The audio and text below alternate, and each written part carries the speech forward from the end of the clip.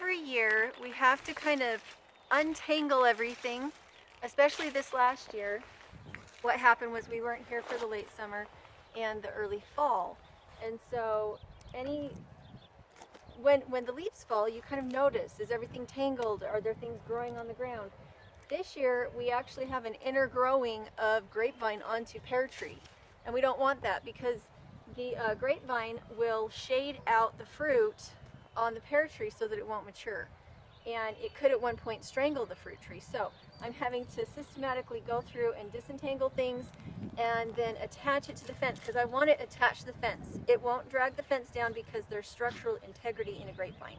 It's like a tree trunk. It grows up and it gets really big and thick.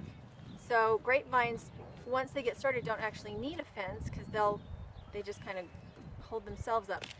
But you can use grapevines for baskets. You can use them for all sorts of fun, crafty things when they're green. Right now they're a little bit brittle, but when you're cutting live grapevines, they're very bendy.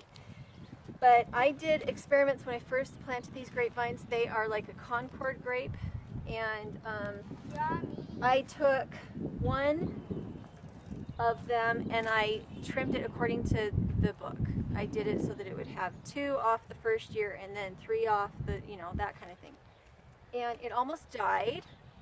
And with the others, I did not do any trimming. So that one I did a lot of trimming on. I fixed it up good.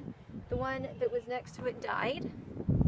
And then this one I did a little bit of trimming, but mostly I just fanned it onto the fence and took out most of the bulk.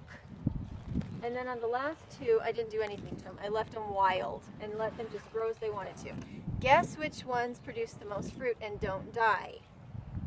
The ones you don't trim. At least in our area, it's very cold.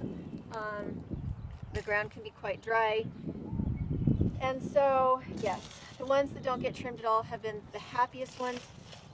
They are so crazy this year, though.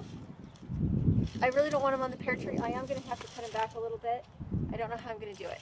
But so, Sylvester's first time on the property.